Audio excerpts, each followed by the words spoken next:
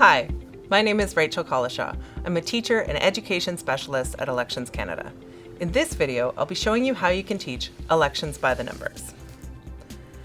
How does youth voting compare to that of other age groups? That's the inquiry question that students explore in Elections by the Numbers. They work together to interpret and communicate data on voter turnout. We start with the minds on, the first part of the three-part lesson structure that's embedded in all of our activities. These first 5 minutes help students connect their own experiences to the big idea of the lesson. In this minds on activity, students consider different kinds of trends. You can lead a class discussion starting with these questions. Students usually have some pretty good ideas about trends in fashion, gaming, music, and lots more. To encourage all students to participate, consider having them turn and talk with a partner to share their ideas first. This will put all of their voices into the room, whether they share with the whole class or not.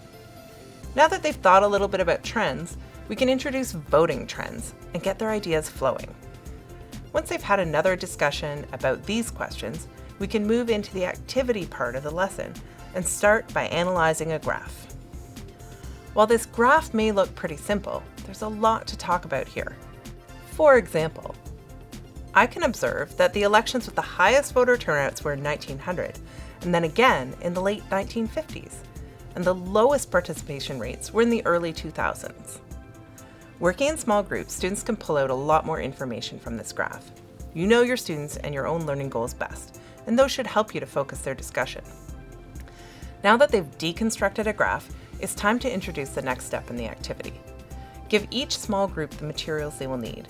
When you order the kit, you'll get the teacher's guide and all of the materials to photocopy for your classroom to work in small groups.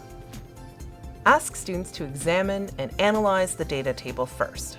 Then, their job is to figure out an effective way to represent it that responds to the inquiry question.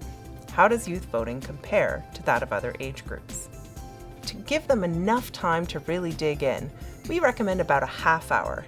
It's important to let them talk it through and do the work to understand the data first. You might not see anything written down for a while, but if you listen carefully to their conversations, without suggesting things, you will start to see and hear their thinking process. This could be a great time to do some observational assessment of collaboration skills while they're working. Not sure what to look for? We've got an assessment rubric that you can work with to get you started.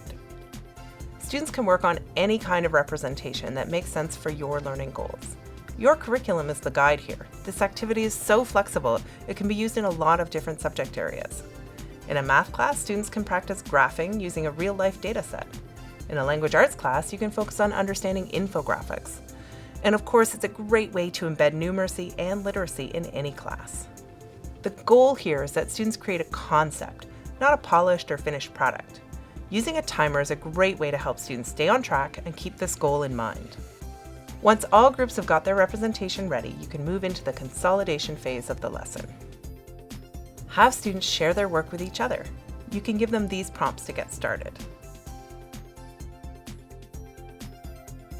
There are lots of different ways for students to share their work with each other. A simple gallery walk can work well. I like to use a stay and stray protocol. One student stays behind with their group's work, and the others go out and find out what the other groups did. Then they all come back and share what they learned. This protocol holds students accountable to each other and the learning, while giving all students the chance to have their voices heard. To wrap up the consolidation, we'll end the lesson with an exit card. If you'd like to extend the learning, students could develop the infographic into a polished product. If you have senior math students, they could explore more data from the Elections Canada website. One of the great things about this lesson is that it's so flexible, and I'm always impressed with the ideas that students come up with. I do find it challenging not to help them too much while they're brainstorming, but it's really important to let them struggle a little and work through the process themselves. That's how the learning really happens. We want to know if your students like the activity. Share your experience and photos on our Twitter and Facebook accounts.